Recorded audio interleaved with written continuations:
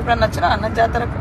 చాలాసార్లు వచ్చినా, అంటే చిన్నప్పటి పెద్ద జ్ఞాపకం ఎక్కువ లేదు కానీ ఎంపీ అయినాక తెలంగాణ ఏర్పాటు కావాలని మొక్కి 2013లో అప్పుడు అనేక సార్లు వచ్చినా ఒక మాట యాదుకున్నది. 2014లో తెలంగాణ బిల్ ఫిబ్రవరి 13 రోజు పార్లమెంట్ ఇంట్రడ్యూస్ అయ్యే రోజే సేమ్ డే వనం నుంచి దేవతలు కిందికి మన గద్దెల కాడికి వచ్చారు అనేది లెక్క కరెక్టేనా? కదా, అంటే మనం 60 ఏళ్ల నుంచి జనం ఎట్లయితే తెలంగాణ కావాలి తెలంగాణ అంతకుముందు కూడా ఎవరు వచ్చినా బెల్లం ముద్దలు పెట్టుకొని జై సమ్మక్క సారలమ్మ జై తెలంగాణ శివరాత్రి ఉంటే కూడా అనుకుంటూ వచ్చేది. ఆ తర్వాత నేను అక్కడ అప్పుడు ఎమ్మెల్యేగా ఉన్నగా 2009 నుంచి 14 వరకు.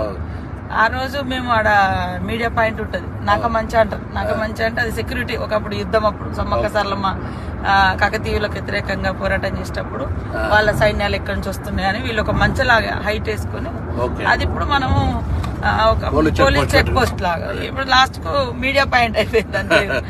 ఆడ ఉండగానే సాయంత్రం ఒక రిపోర్టర్ వచ్చి, మేడం ఈ రోజు పార్లమెంట్ లోకి బిల్ వచ్చింది, తెలంగాణ బిల్ వచ్చింది కానీ గొడవలు అయినాయి. ఎందుకంటే మేము ఆ జాతరలోనే ఉన్నాం కదా. పెప్పర్ స్ప్రే అదే రోజు స్పీకర్ అడ్డం నిలుస్తున్నాం మేము, బిల్లు పెడుతున్నంటే మొత్తం రాజగోపాల్ ముందు నుంచే బిల్లు పెట్టనీయం అంటుండే. ఎట్లా పెట్టనీయరు ఏందనే దాని మీద మేము మొత్తం ఎంపీలు అందరం స్పీకర్ కు హోమ్ మినిస్టర్ అడ్డం నీళ్ళు ఉంటాం కదా, పెప్పర్ స్ప్రే కొట్టింది. అందుకే ఆ రోజే అమ్మవారు వచ్చి మాకు, ఎందుకంటే తల్లి అమ్మవారిని విశ్వాసం బాగా నుంచి కూడా అమ్మవార్లను మొక్కుడు, మనకు జనరల్ గ్రామ దేవతలు వీకర్ సెక్షన్ కాబట్టి బాగా ఎక్కువ విశ్వాసం కదా.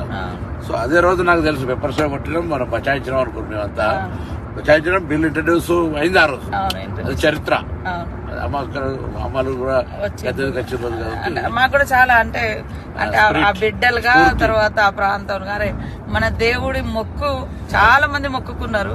ఆ మొక్కును ఈ దేవతలు జనంలోకి వస్తూ వస్తూ ఆ అజ్ఞాతంలో ఉన్న 60 ఏళ్ల బిల్లును పార్లమెంట్ లో ప్రపంచం ముందు పెట్టారు. అక్కడున్న తల్లి సోనియమ్మ కూడా వాళ్ళిద్దరు కూడా ఉండే, సరే కూడా చేసింది. వాళ్ళిద్దరు మన మీరా కుమార్ గారు, సోనియమ్మ, సుష్మా స్వరాజ్. అట్లా చాలా చాలా అంటే మహిమలు ఉన్నది అనడానికి అదొక నమ్మకం. చాలా మంది ఇంతమంది ఆఫీసర్లు అక్కడ పనిచేస్తారు కదా, ఎవ్వరికేం కదా, అందరు మంచిగా అంటే సంతోషంగా మళ్ళీ అందరు ప్రమోషన్లతోటి ఆనవాయితీగానే వస్తున్నది. ఇన్ని లక్షల మంది ఒక దగ్గర వచ్చి ఉండడం, ఆ 3 రోజులల్లా ఇంత బ్రహ్మాండంగా ఉండడం నిజంగా ఒక ఎన్ని లక్షల మంది వచ్చి ఇంత జరిగినా ఎటువంటి ఇబ్బంది లేకుండా, పెద్ద అంటే తప్పు జరిగిందనో లేదా అటువంటి ఏం లేకుండా పోతుంటది కదా. చాలా చాలా అమ్మవారి దయ తప్ప అది ఎవరో మనందరం గొప్ప ఏర్పాట్లు ఇవన్నీ వేస్ట్ ఇవన్నీ అంత. అందుకే ఇప్పుడు ఇలా కొత్తగా మేము మన ప్రభుత్వం రేవంత్ రెడ్డి గారు ముఖ్యమంత్రి అయినాక మనం అందరం కూడా మన 6 గ్యారంటీలలో మహిళలకు బస్ ఫ్రీ ఇచ్చినాక నేను కొంచెం భయపడ్డా. ఇంతమంది ఇప్పుడు రోజు 30 ఎంత జరిగింది అనుకుంటారు, 14 కోట్లు దాటిపోయింది. అలా రోజు సంఖ్య మహిళలు పెరుగుతా ఉంది. అయితే ఈ సమ్మక్క సారక్క చేస్తే బస్సులు మేనేజ్మెంట్ అయిద్దా కదా భయపడి మీటింగ్ రోజు కూడా ఏం చెప్పినా, చూడు దేవాలయం కార్యక్రమాలు నిర్వహించేది ఒకరైతే, వచ్చేపోయేటోళ్ళకి జనానికి సంబంధించి ఒకరైతే, బస్సుల నిర్వాహకులు ఒక స్పెషల్ ఆఫీసర్లు పెట్టి క్రౌడ్ మేనేజ్మెంట్ చేయకపోతే ఇబ్బంది అవుతుంది. ఒక బస్సు ఎక్కడైనా ఇబ్బంది టైర్ వాళ్ళకి, ఇప్పుడు అదంతా నేచర్ గా టైర్ కి ఏమైనా అయింది అనుకో, బస్ అయిపోయింది మొత్తం ఎంత కిలోమీటర్ ట్రాఫిక్ అవుతుంది. అందుకే మధ్య మధ్యలో ట్రైన్లు పెట్టడము ఇటువంటి వ్యవహారం చేయకపోతే నడుతుందని మనం ఎలా జరుగుతుంది. మంచి పని చేసారు మీరైతే. ఫస్ట్ మీ శాఖ నుంచి మహిళలకు బస్ ఫ్రీయే కాకుండా ఇప్పుడు జాతరకు కూడా నాకు డౌట్ ఉండే, అసలు మరి ఇస్తారా ఇయ్యరా ఎందుకంటే క్రౌడ్ ఎక్కువ ఉంటది, మేనేజ్ చేయడం కూడా కష్టమే. బస్సులు కూడా మనకు సరేరా అంత గతంలో చూస్తే ఆ బస్సులను పట్టించుకునేది లేదు, రిపేర్లు లేవు, అన్ని ఆగమాగా ఉన్నాయి. ఆర్టీసీ కొద్దిగా సరే పేమెంట్ అదేంటి ఫైనాన్స్ మినిస్టర్ డిప్యూటీ సీఎం గారు కానీ లేకపోతే ఆర్థిక శాఖ వాళ్ళంతా ఎప్పుడప్పుడు చేస్తారు. ఎందుకంటే మహిళలంతా హ్యాపీగా ఉన్నారు, వాళ్ళకి ఎక్కడికైనా ఫ్రీ అవుతుంది. ఇంకోటి ఏంటంటే ఈవెన్ ఎక్కడికన్నా ఊరు నుంచి పక్కకు పోయి డిమార్ట్ లో షాపింగ్ లో మాల్ కొనుకొచ్చుకుంటున్నారు. రెండోది దేవాలయాలకు విపరీతమైన రష్ పెరిగింది. బంధువులు తల్లి గారిని చూడడానికైనా, బిడ్డ దగ్గరికైనా, హాస్టల్ దగ్గర పిల్లలకి అసలు మామూలుగా ఫ్రీక్వెన్సీ పెరగలేదు. వాళ్ళందరూ కూడా హ్యాపీ. నిజంగా మనం ఏదైతే మాట ఇచ్చినామో, నేనైతే ఎన్నికలప్పుడు చెప్పిన నా తెలంగాణ అక్క చెల్లెలకు, అత్తగారింటికైనా అవ్వగారింటికైనా 1000 ఎకరాలు భోజనం పెట్టినా పోతా అంటే బస్ ఫ్రీ అన్న చూడు, దాంతో చాలా పెద్ద ఒక జరిగింది. మనం మళ్ళా గ్యాస్ కూడా అనేది మహిళలకు సంబంధించి చాలా పెద్ద ఆర్థిక భారం నుంచి బాగా కరెంటు బిల్లు కూడా వాళ్ళే కడతారు. కరెంటు బిల్లు 3,000 అంటే అసలు మహిళలు అయితే అసలు ఇక వాళ్ళు మనల్ని కాంగ్రెస్ మనం ఇలా అదృష్టం మన అందరం ప్రభుత్వంలో ఉన్నాం. ఒక మహిళ చెప్తున్నారు, ఉమెన్ గ్రూప్ స్వయం సహాయక సంఘాలలో మన ఇంద్రవెల్లిలో మీటింగ్ పెట్టినాం కదా, వాళ్ళకి నెలకు 4,000 నుంచి 5,000 మిగులుతున్నాయట. అంత ముందు భారం ఉండేది. ఎందుకు అంటే మేము బస్ ఫ్రీ ఎక్కుతాను, వేరేకి వెళ్ళిపోతే బస్ ఖర్చు వచ్చేది. ఆ బస్సు కిరాయి కట్టకుండా మేము ఏడికి పోయినా కూడా పని చేసుకొని వస్తాను. మహిళా సంఘాలలో కూడా 4,000 నుంచి 5,000 భారం మాకు తగ్గింది మీ గవర్నమెంట్ వచ్చిన. చదువుకున్న పిల్లలక్క నేను నిజామాబాద్ మనం సడన్ గా ఆర్మూర్ బస్ స్టాండ్ పోయినా 330 రూపాయలు టికెట్ మంచి పోతుంది వస్తుంది. వీక్లీ ఒకసారి అవసరమైతే 2-3 రోజుల కోసం వేస్తున్నాను. అంటే చాలా కన్వీనియంట్ జరిగింది. 500-600 ఉన్నది బస్ కిరాయి వాస్తవానికి, గతంలో పెంచేసారు. ఇప్పుడు ఎందుకే సమ్మకు కూడా ఏర్పాట్లు బాగా చేయాలని మనం బస్సులకు సంబంధించి దాదాపు 600 బస్సులు పెట్టి మేనేజ్మెంట్ కూడా స్టాఫ్ మా ఎండి గారు కూడా చెప్పినాం, మా సెక్రటరీ కూడా అందరూ మొత్తం అసలు అంటే అందరు వస్తారు. అన్ని రకాల ఏర్పాట్లకు ఎక్కడ ఇబ్బంది లేకుండా చేయాలని గవర్నమెంట్ కూడా అటువంటి ఆలోచనతో మనం కూడా అందరం చేస్తున్నాం. కాబట్టి ఆ సమ్మక్క సారక్క కార్యక్రమంలో కూడా భగవంతుని అందరూ ఇంకోటి ఏంటంటే గొప్ప విషయం ఏంటంటే మనం ఈసారి అందరూ కూడా ఖచ్చితంగా ప్రతి తెలంగాణ బిడ్డ ఇంటికి మనం బంగారం అంటే బెల్లం ఏదో ప్రసాదం పంపాల్సిందే. ఆ కార్యక్రమం కూడా మనం తప్పకుండా నిర్వహించాల్సిన అవసరం ఉంది. అది ఎంతరన్నా కానీ మనకు అన్ని గ్రామ సేవకుల ద్వారా అవసరమైతే ప్రతి నెట్వర్క్ ఉంది. అందులో పంచాయతీరాజ్ డిపార్ట్మెంట్ కావచ్చు, లేకపోతే మనం ట్రాన్స్పోర్టేషన్ కూడా మా ట్రాన్స్పోర్ట్ వ్యవస్థ ఉన్నది మా దగ్గర నాటేస్తుంది. మేము ఇంకో ట్రాన్స్పోర్ట్ లో గూడ్స్ పెట్టాం కదా. సో మనం అందరం పంపుదాం తప్పకుండా. మనం భగవంతుడు మన గ్రామీణ దేవతలు కాబట్టి ప్రకృతి మించింది అంటే ఊరూరులో ఉండే దేవతల నమ్మకాలను, ఆ నమ్మకాలు ప్రజలకు ఇంకా బలంగా ఉన్నాయి. అంటే వాళ్ళ ఆదివాసీ బిడ్డలు, ఆదివాసీ సమాజం అప్పుడు ఇబ్బంది పడ్డది. అప్పుడు వాళ్ళకు అప్పుడున్న రాజులకు వ్యతిరేకంగా పోరాటం జరిగింది. కానీ తల్లి బిడ్డలంటే కదా.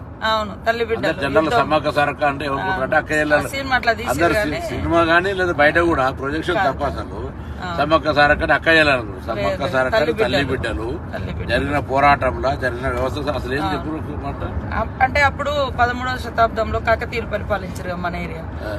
అటు కూడా మన గోదావరి ప్రాంతం అంతా కూడా వాళ్ళ కంట్రోల్లో ఉండే. అంటే కప్పం కట్టం అనేది అంట, పన్నులు వేస్తే అప్పుడు 7 సంవత్సరాలు కరువు. ఈ కరువులో మేము కప్పం కట్టలేము, మేము తినడానికి దొరుకుతలేదని మన సామంతరాజు మేడరాజు ఉండే అన్నట్టు, మన ట్రైబల్ గిరిజనుడు.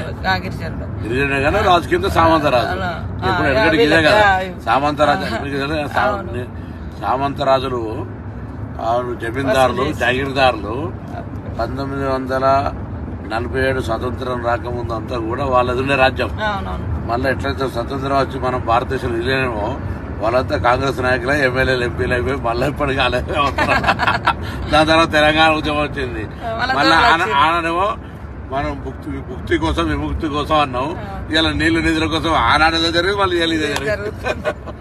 ఆయన ఇబ్బంది పెడితే మేము కట్టలేమంటే కాకతీయులు యుద్ధం ప్రకటించారు. వీళ్ళ దగ్గరేమో మంచి ఆధునికమైనటువంటి ఆయుధాలు, ఆధునిక ఆయుధాలు. మన దగ్గరేమో బల్లలు, బర్షలు, బాణాలు. అట్లా కూడా పాపం యుద్ధం చేసిర్రు. మంచిగా కాడికి వచ్చినాక వెనక నుంచి కాకతీయ సైనికుడు వెనక నుంచి సమ్మక్కను బర్షతో పొడిచి ఆమె గుట్టలకు వెళ్ళి ఆ చిలుకల గుట్టలో అదృశ్యం అయిపోయింది. ఇక కనపడకుండా ఆమె వాడిన వస్తువులు దొరికినాయి. అట్లా ఆమె దొరకలేదు, అట్లా దేవతగా మారి ఇప్పుడు ప్రతి 2 సంవత్సరాలకు ఒకసారి గుట్ట మీద నుంచి కుంకుమబర్ణి రూపంలో ఆమె వస్తువులు తీసుకొచ్చి ప్రతిష్ఠింపజేస్తారు. ఆ 4 రోజులు, ఆ 3 రోజులు గద్దెల మీద ఉంటుంది. ఆ తర్వాత మళ్ళీ శనివారం రోజు జాతర ఏ వారం అన్నా రాని, బుధవారం స్టార్ట్ అవుతుంది, శనివారం నాడు ఎండ్ అవుతుంది.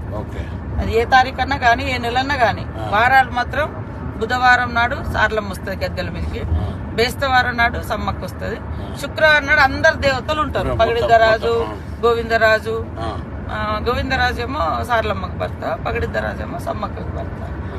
సమ్మక్క సార్లమ్మ తల్లి బిడ్డ, జంపన్నేమో కొడుకు, సమ్మక్క కొడుకు. అక్కడ ఆయన వాగుకాడ సెక్యూరిటీగా ఉంటాడు. అంటే అక్కడ ఉంటే ఆయన అంటే సైన్యాన్ని ఆపలేక అవమానంతో అట్లా పడి చనిపోయింది అనేది ఒక కథ. అంటే ఆ వాగుంది కదా జంపన్న వాగు గురించి, అక్కడ దాని పేరు ఒకప్పుడు సంపెంగి వాగు అని ఉండినట. ఆయన చనిపోయింది కాబట్టి ఆయన పేరు మీద జంపన్న వాగు అని వచ్చింది. ఇప్పుడు కూడా మనకు 21వ తారీఖు నుంచి 24 వరకు ఉంటుంది. 21 నాడు సార్లమ్మ వస్తుంది గద్దె మీదకి, 22 నాడు సమ్మక్క వస్తుంది, 23 అందరు దేవుళ్ళు ఉంటారు, 24 సాయంత్రం మళ్ళీ 4 గంటలకు మళ్ళీ యథావిధిగా చిలకలగుట్టకు సమ్మక్కి వెళ్తుంది, కన్నెపల్లికి సార్లమ్మ వెళ్తుంది, గోవిందరాజు అక్కడ కొండాయి విలేజ్ వెళ్తారు. మళ్ళీ అక్కడ వాళ్ళకు గూడులు ఉంటాయి, అక్కడ గుట్టలలో మళ్ళీ అక్కడ ఏ వంశస్థులు ఆ వంశస్థులు. మళ్ళీ ఇది అయిపోయిన తర్వాత నెక్స్ట్ జాతర కూడా ఊర్లలో మళ్ళీ చేస్తారు, తిరుగువారం జాతర. ఎదురు పిల్లలు ఇచ్చుడేమో ముందు వారం, ముందే వచ్చే వారం బుధవారం, ఈ బుధవారం. చాలా మంది మన తెలంగాణలో అందరు కూడా జాతరకు ఉన్నదంటే ఖచ్చితంగా వేములవాడకు వచ్చి ఇక్కడ మొక్కులు తీసుకుని అక్కడికి వస్తారు. మొన్న మేము కూడా మా అమ్మ నాన్న అంత ఫ్యామిలీ అంతా ఫస్ట్ ఆడికి వచ్చారు, ఆడికి పోయి తర్వాత ఇక్కడికి పోవడం మన తెలంగాణ బిడ్డ.